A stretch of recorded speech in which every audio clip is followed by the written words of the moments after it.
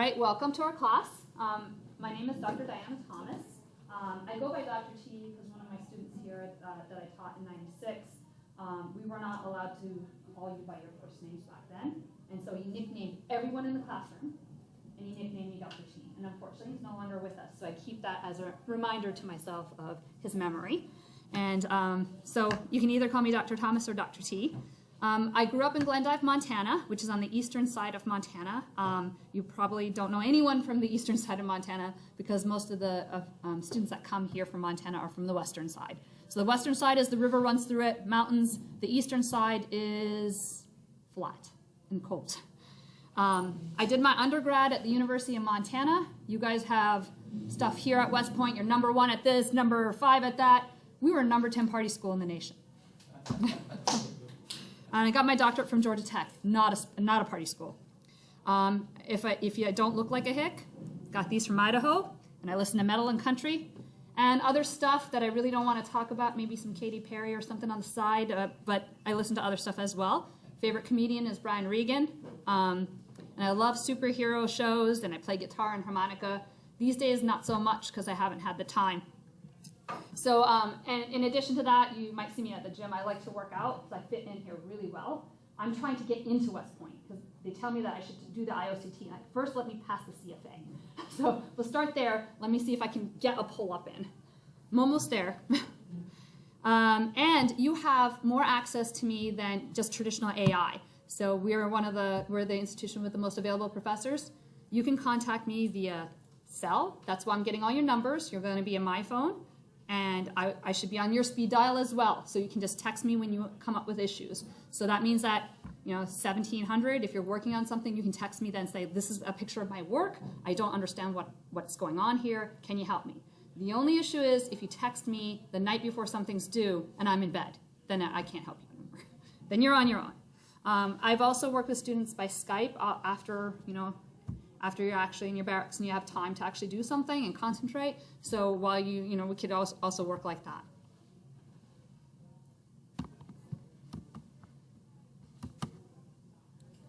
All right, I just want to go over a couple things. I sent you the syllabus. You should look at it because our class is going to be run a little bit different. I've taught a lot of proofwriting and theoretical classes. And over time, the students have come back and given me feedback of things that have worked and helped them and things that haven't worked.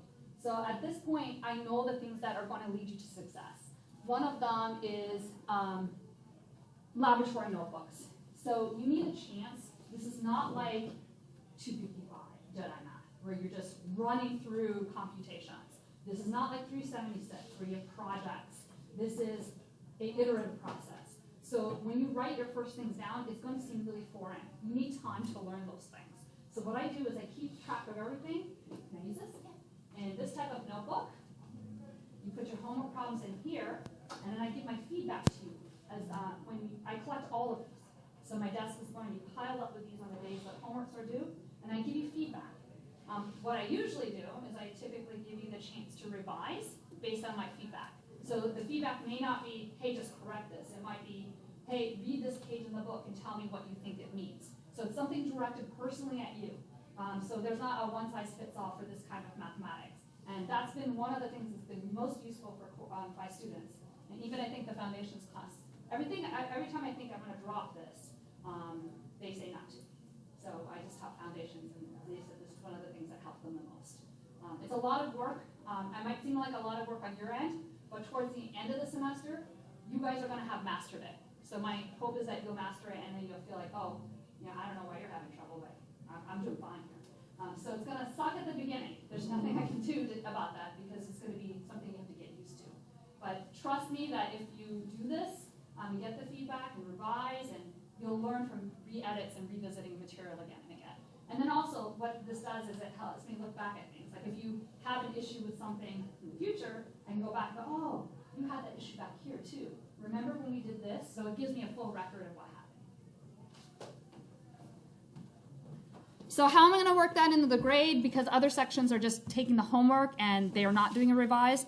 I'm going to try to make it fair so it's standardized. So other sections that go, oh, they got an advantage. You will have an advantage because you will learn.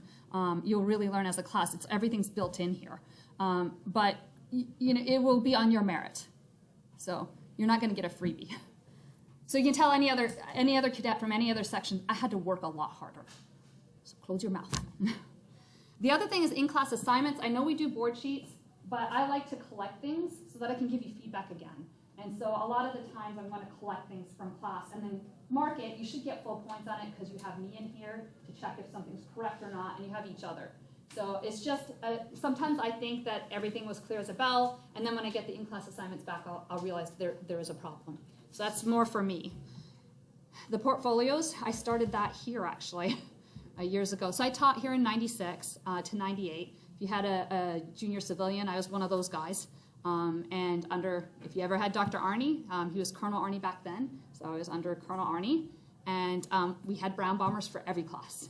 I'm asking you to bring the brown bombers back for this class, because in the proofwriting classes, you have to be organized, and you have to have all your definitions and theorems straight. Maybe they'll even let you use it on quizzes. Okay, you did it, it's your work, you can use it, right? I don't know if they'll have open notes, but that would be a beauty if you're allowed to have that. I think I put online this definition example table sheet. That thing is huge, like being able to know your definitions and have an example come to mind, what that definition means, and know what type it is. So I also have in the syllabus stuff that other students have said. I can seem pretty scary at the beginning. I've tried everything in theoretical classes. I've tried coming in like hard ass, and I've tried coming in being very, very nice. It doesn't seem to make a difference. It's a shift in how people think. And so for 1 month, it's just uncomfortable. And so these students are students who have, I used to take students like a size 35 of a class and be able to get them all writing proofs at the end. So you guys will all be able to do this. And they did fine, and they look back at it, and they kind of are telling you what they thought. So I think one of the things from Foundations that was really interesting is students thought of proofwriting or theoretical things as being right or wrong. It's not really. And so one of the past students says he thought of them as puzzles. And once he thought of them as puzzles, not instantly knowing or not knowing. Integration by substitution, you're kind of supposed to know those things. This is not an issue of knowing content. It's about actually deeply looking at something and focusing. So I thought this was interesting. You are always encouraged to do group work. And what I found in proofwriting, you do need time alone. You need time alone to focus and have your own thoughts organized. And if you're always working as a group, that will not be helpful. So what I've seen that helps people the most is to work alone for a while and then go spot check with a group. And then work alone again and just iteratively go back and forth. So I'm telling you what helps with success. Getting the homework done is a totally different thing. Like if you need to work in a group to get it done, you're actually hurting yourself in the long run because the homeworks will never become easier for you if you keep doing that. I know, I did that. I used to always go to my office mates and ask them for help before I even thought about it. And a German girl finally told me, you need to stop and think about the problem longer than 5 minutes before you come to me. Germans. And so I realized I wasn't even sitting there for 5 minutes thinking about it. I just look at it and go, I don't know what I'm doing. Boom, I'd go over to the German girl and try to get help. One of the things I get a lot is about definitions and theorems. Students say that they feel like they're memorizing. That's what it feels like initially. Initially, you will have to just know them cold. But to put any of the objects together, you really have to know them in detail. One word change makes a difference. And so this student at the bottom, who's a high school teacher now, who absolutely hated proofwriting when he first came to my class, he said he's advising you to really know your definitions inside and out. All right.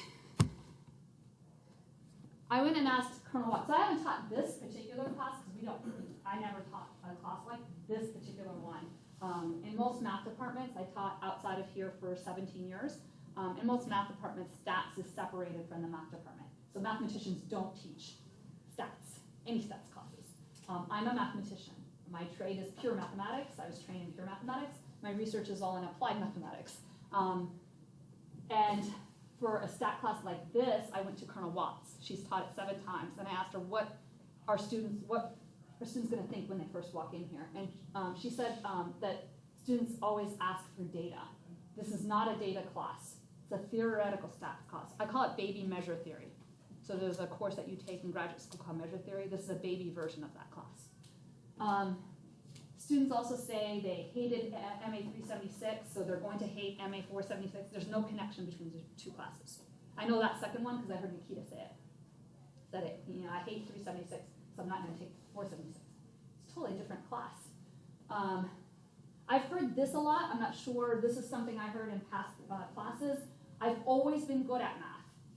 So when you get that first homework feedback back and you don't get something perfect on it, it feels uncomfortable. I think that's one of the parts of being a mathematician. You get to know that you don't have to be perfect all the time. So that's part of learning. If you knew it before you even got here, why do we have to have the class?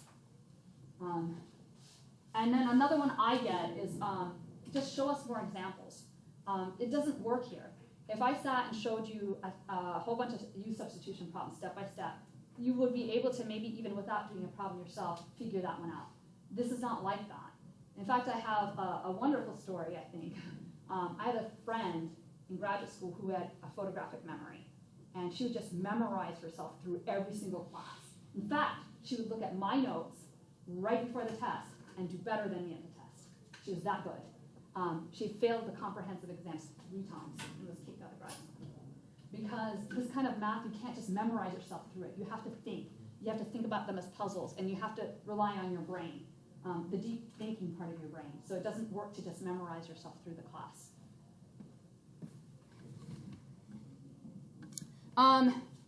So Colonel Watts pointed out that she's noticed over her 7 years that you need to think about the problems early. She found the students who thought about the problems early were the ones who did the best. I actually have data on that. I used to track students when they opened things on Blackboard and see when they started something, but just when they opened it. And I could draw a regression line through that and see that the students who started the earliest did the best. And that's because this requires deep thought. If you open it up before it's due, you're going to be frustrated. We had a little table around the courses we taught, the classes we taught, and you'd see students pile into those tables 10 minutes before class trying to do the problems for a theoretical class. They would be miserable, absolutely miserable. They would walk into class mad because they couldn't do their homework. And no one around the table could, because you need time to think about it. You can think of these problems as kind of being like a 1,000-piece puzzle. And if you go right into there 10 minutes before class and try to put together a 1,000-piece jigsaw puzzle, you're going to be hurting. You need to focus deeply. I think that was probably an issue I had when I first started proofwriting or doing anything theoretical. Focusing and reading carefully was hard for me, because my attention span is all over the place. But when it comes to math now, I'm disciplined about doing this kind of thing. So if I can get there, you can as well. And the other thing is you need to be organized. And that's why we're doing the brown bombers. You need to have everything straight in your head. And you'll find that, Rena knows, she's had me as a professor. I'm all over the place. But when it comes to putting my math together, I'm lockstep. So organizing those thoughts, you can't have just, oh, I have this fuzzy feeling about this. No messiness in your head, no messiness in your paperwork, and no messiness in your homework. It has to be clear as a bell. And so it's a little bit different. So I warn my classes about all this now every time I start, and still, I don't know, I have no reason to lie to you. I have no reason to make you do all these things. It's more work for me. I just know that they're what's going to make you succeed. It's going to help you succeed and feel comfortable with it. All right, do you have any questions for me before we start? I put those first slides together. This was actually my first slide. And could you clarify what we're going to use the brown bombers for exactly? Is that just trying to So I don't want to stop my, yeah, actually I can stop my thing.